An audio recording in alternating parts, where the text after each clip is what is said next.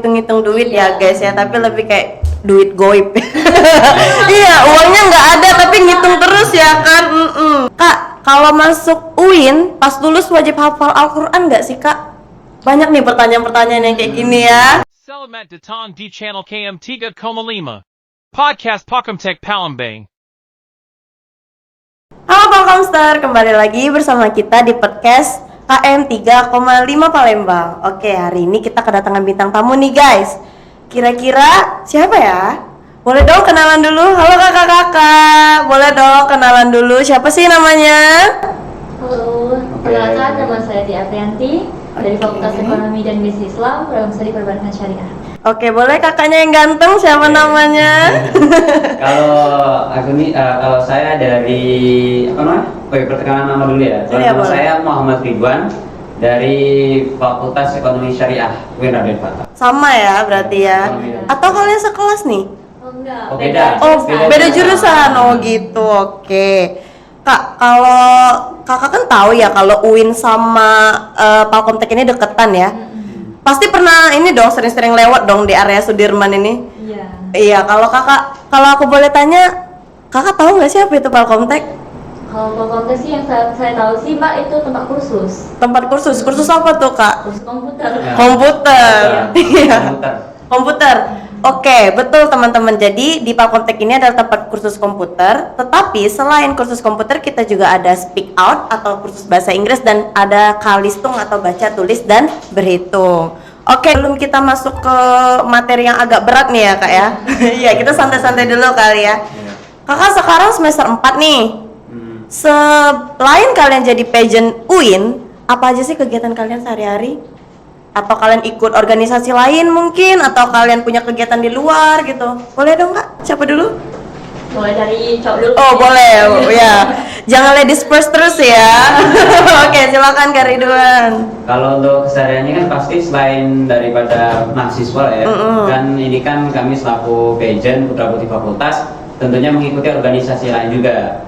Jadi kalau untuk mengikuti organisasi kan pasti ada yang namanya kegiatan per proker atau program kerja.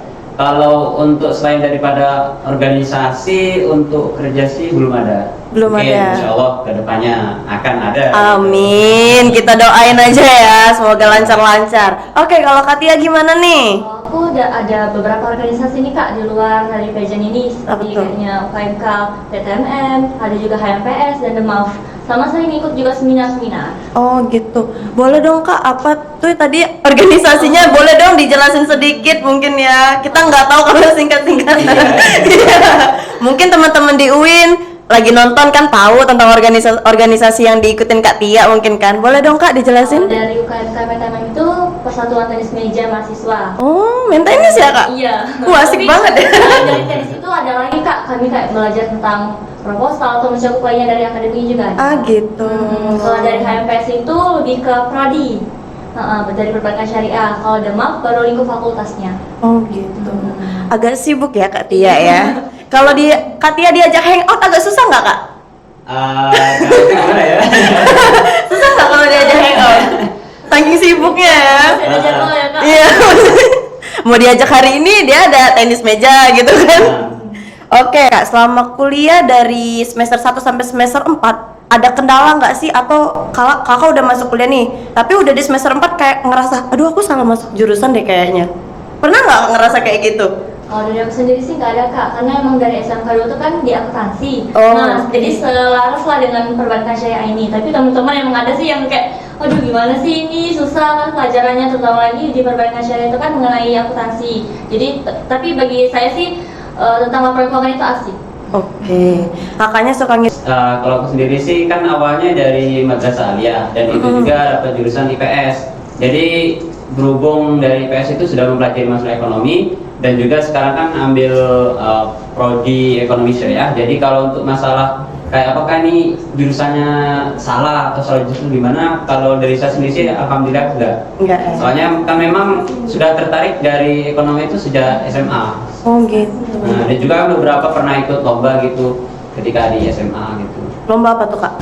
Itu lomba Olimpiade Ekonomi Syariah, lomba ekonomi nasional dan juga beberapa lomba pidato bahasa Arab. Wow, tepuk tangan dulu dong. Gila, hebat banget ya. Udah bisa bahasa Arab, ngitung juga kan? Oke, kalau dari pengalamanku ya Kak, kan aku alhamdulillah udah lulus nih, udah wisuda tahun kemarin. Aku juga kemarin ngambil Fakultas Hukum.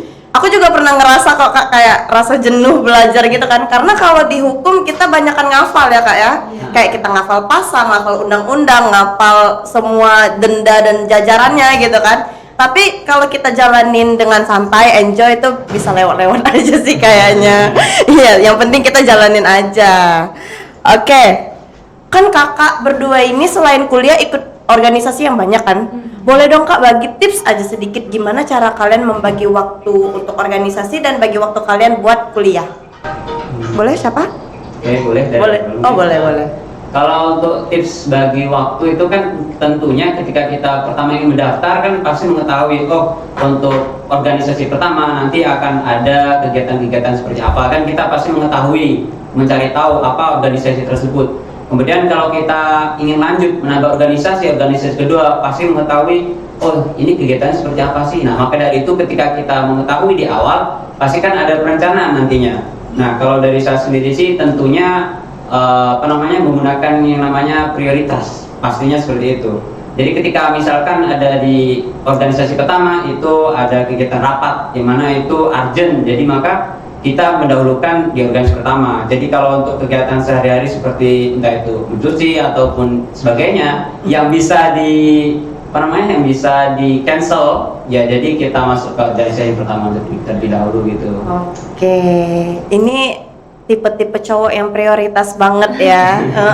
Jadi kalau ada yang hal-hal yang nggak penting geser dulu, yang penting organisasi dulu atau yang hal-hal penting dulu ya Kak ya.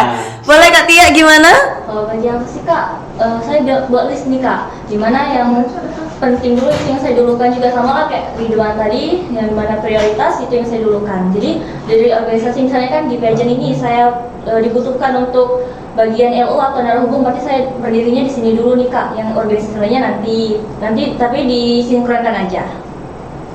Oke, jadi kalau Kak Tia ini tipe-tipenya nulis-nulis to-do list istilahnya kan gitu kan, jadi kita nggak keteteran ya. Bener sih, aku juga orangnya suka yang kayak to-do list gitu, soalnya orangnya aku pelupa. Iya benar. Kayak naruh barang di mana tiba-tiba udah beberapa menit udah hilang, ngeblank mana gitu kan. Kak, boleh dong diceritain sedikit tentang organisasi kalian ini apa dan kepekerjaan kalian tuh apa setelah kalian menjabat? Boleh siapa? Oke, jadi kami ini kan mengikuti organisasi Putra Putri Fakultas Ekonomi dan Bisnis Islam, atau bisa dikatakan Duta Pendidikan dan Budaya yang dari fakultas sendiri. Nah, kemudian kalau untuk untuk kegiatan sendiri itu pasti tentunya ada. Berarti salah satunya bakti sosial yang mana kita lakukan kemarin itu penggalangan dana untuk bantuan Israel, dan juga untuk program kerja yang kita lakukan per tahun itu salah satunya inaugurasi pemilihan kandidat lagi. Kemudian gimana? Masih banyak lagi Kak, kami juga kan di UIN itu banyak sekali di seminar-seminar. Nah kami jadi ikonnya tuh, menjadi darah hubung antara pihak tamu dan juga penyelenggaranya agar pada saat acara tersebut berjalan dengan lancar. Masih banyak kegiatannya ya. Ya jadi kayaknya kalau udah jadi putra-putri atau bujang gadis putra-putri? Putra-putri fakultas tuh kayak ikonnya kampus ya. Tapi kalau di kakak kan putra-putri FEBI nih, Fakultas Ilmu Ekonomi dan Bisnis. Kalau untuk dari UIN-nya ada lagi nggak Kak yang kayak menyeluruhnya gitu, kayak putra-putri kampus atau bujang gadis kampus gitu?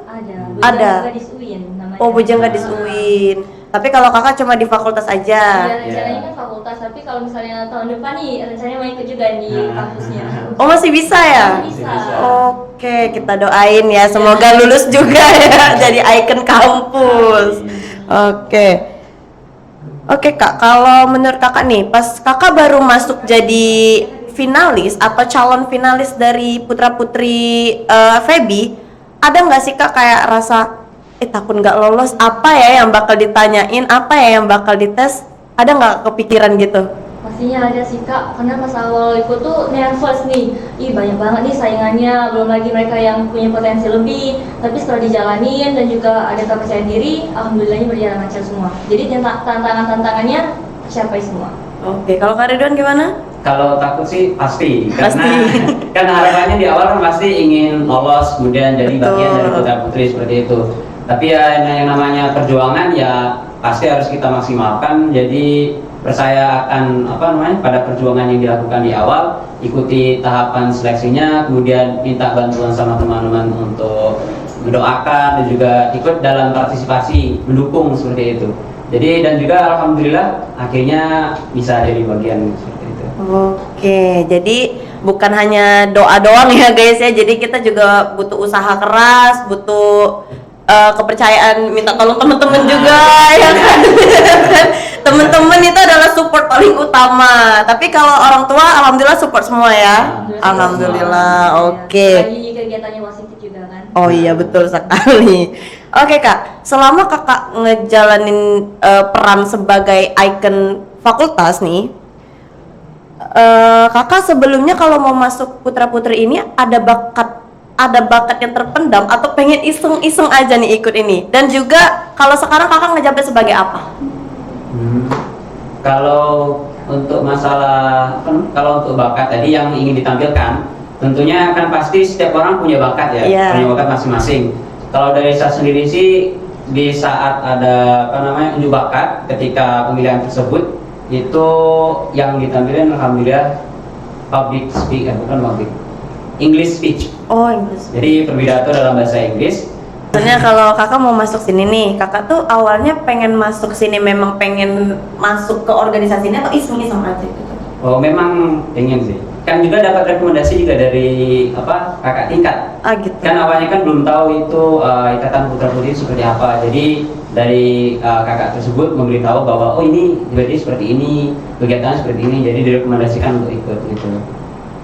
Oke, kalau Kak Tia gimana? Dari saya awalnya pas dari maba nih kak ada kadang pak ya kakak damping namanya itu kan dia memperkenalkan apa itu PEBI dan juga organisasinya. Kebetulan dia juga ikut pageant, dijelasinnya lah putra putri ini kayak ikon kampus, kamu harus ikut ini kamu punya potensi.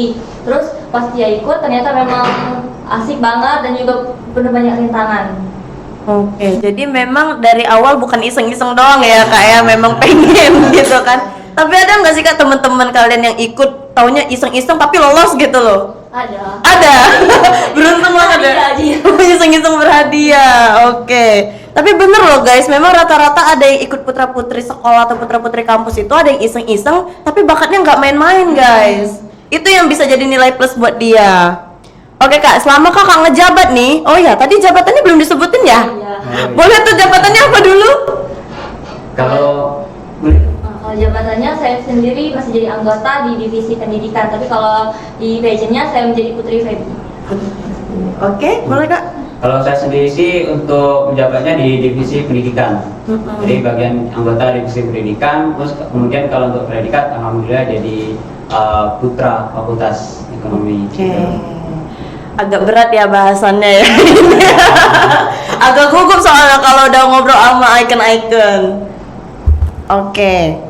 Jadi Kak, oke untuk pertanyaan selanjutnya, hal yang paling berkesan selama Kakak ikut putra putri ini fakultas nih apa? Ada nggak perubahan? Ada nggak perubahan yang Kakak rasain atau ada nggak yang belum Kakak kerjain, tetapi setelah Kakak masuk ke ke putra putri itu banyak hal-hal yang berubah? Iya. Ada nggak kayak hal apa sih yang paling berkesan selama kalian mengikuti putra putri ini? Oke, kalau dari aku sendiri sih tentunya merasa lebih aktif.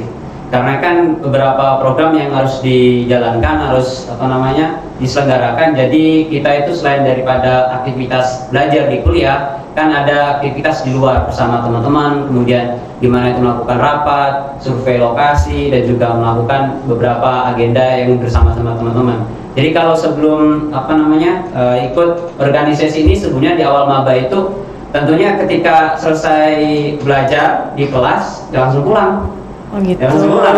Jadi ketika setelah mengikuti organisasi ini tentunya akan lebih banyak bersama teman dan juga gimana merancang untuk sukses agenda selanjutnya gitu. Oke, Kak Tia. Kalau yang paling berkesan sih potensi saya semakin meningkat Kak, yang dimana pada saat mengikuti pageant ini saya sering mengikuti kegiatan dan juga menjadi ketuanya nih. Jadi pada saat acara itu saya menghandle-nya, saya mengatur pada teman-teman, jadi itu meningkatkan potensi yang saya miliki.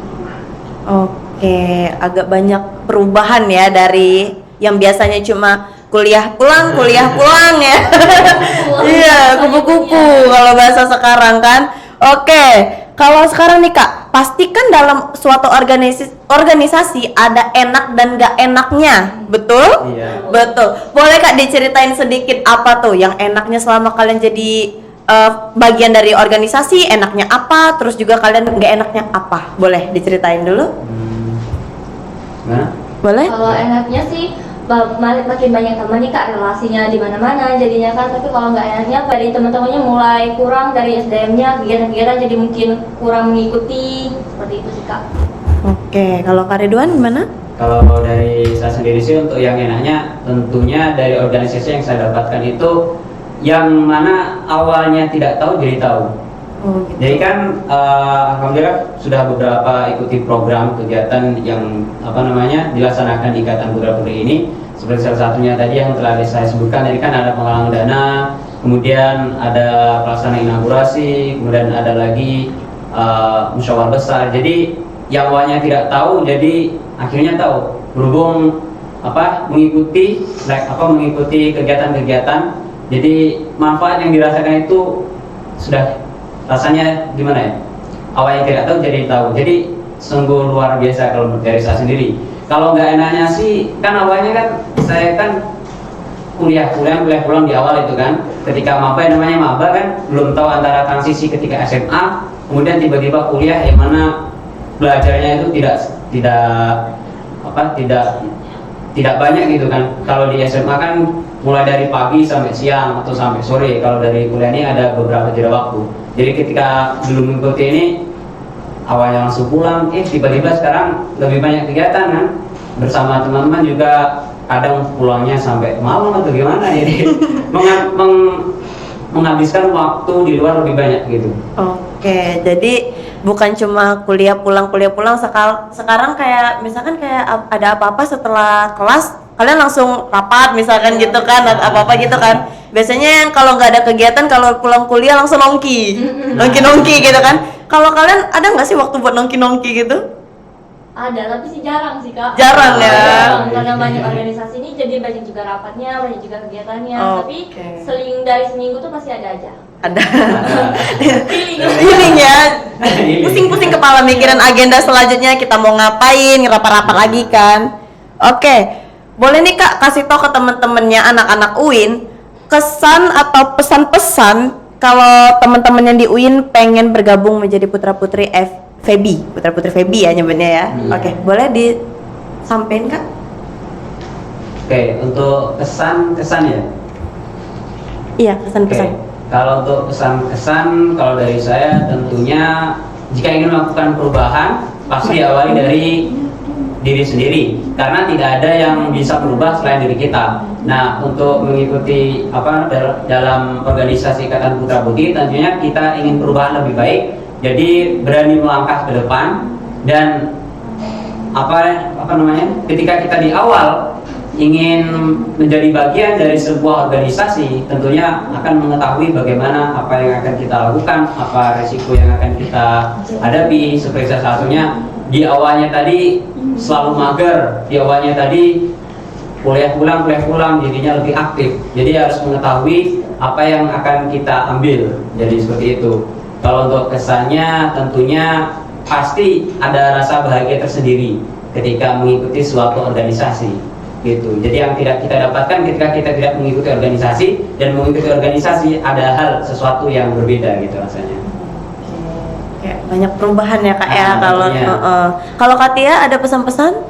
Baik Kak, untuk pesan-pesannya mungkin jika kalian ingin mengikuti organisasi, ikutilah sampai akhir karena kita tidak tahu mengenai minat dan bakat kita seperti apa. Dan juga jika kalian ingin mengikuti organisasi, kalian harus berpotensi terus-menerus. Itu saja.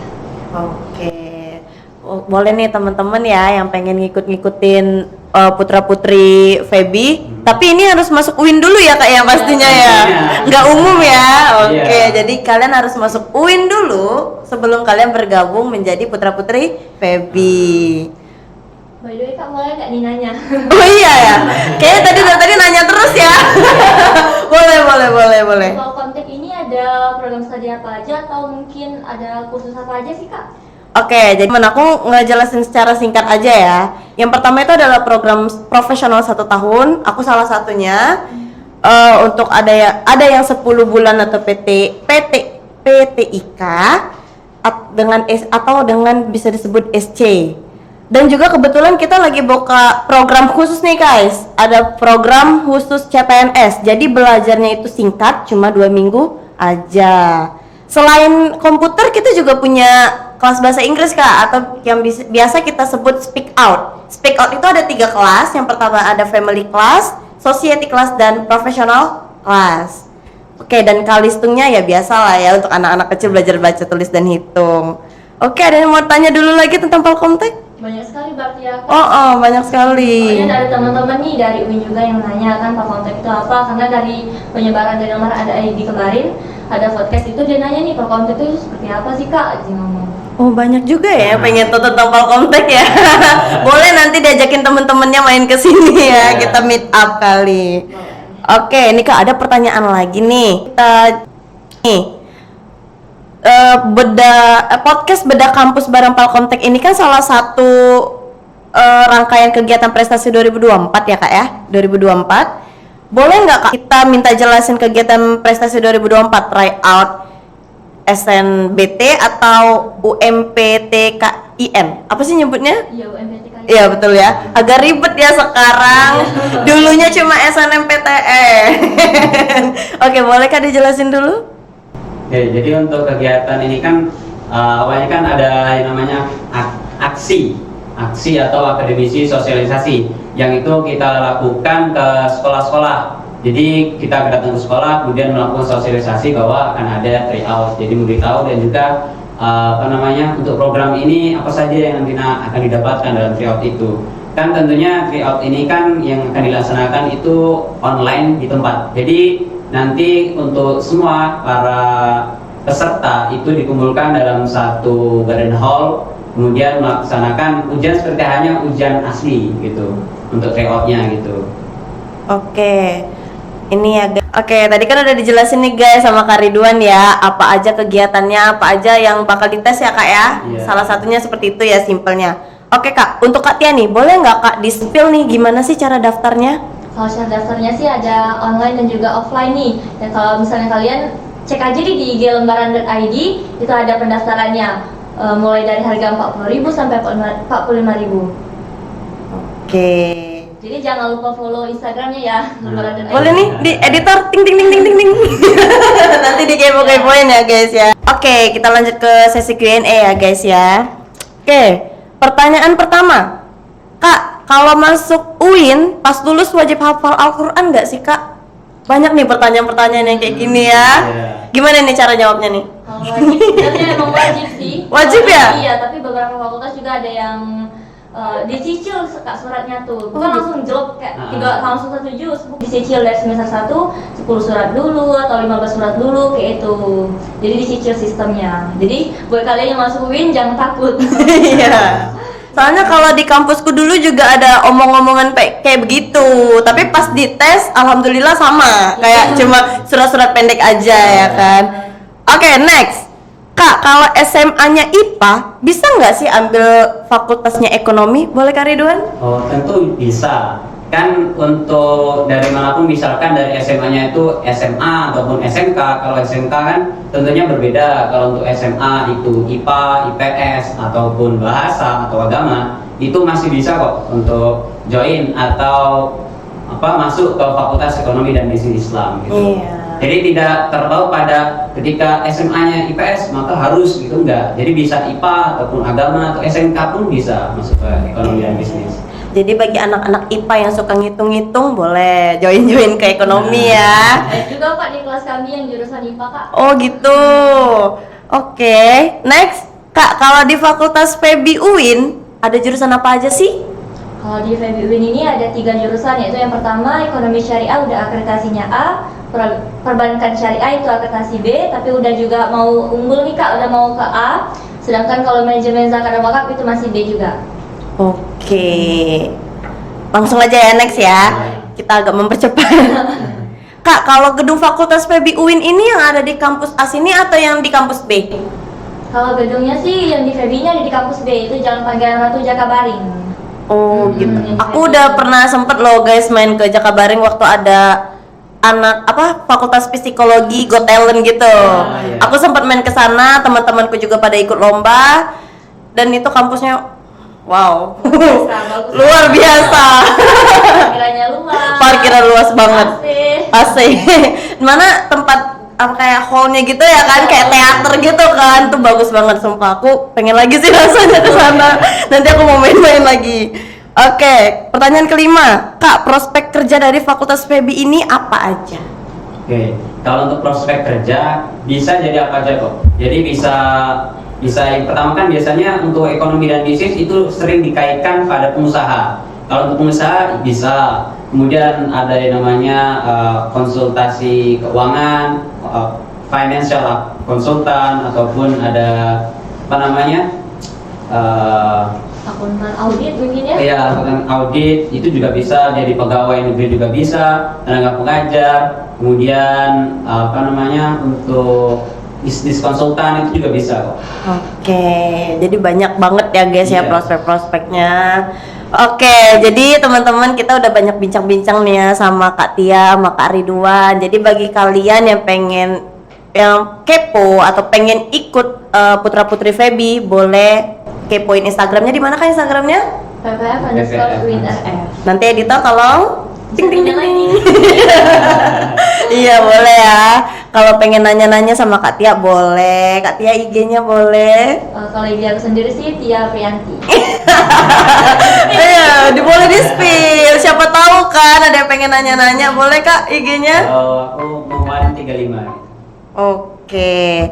Oke teman-teman, terima kasih udah mendengar podcast hari ini. Bincang-bincang kita tentang FEB, putra-putri FEB atau tentang UIN sama Kak Ridwan. Lancar semua urusannya, dipermudah dan bisa lanjut lagi ke putra-putri kampus, bujang gadis kampus ya Kak ya. Amin. Oke teman-teman, bye-bye semuanya.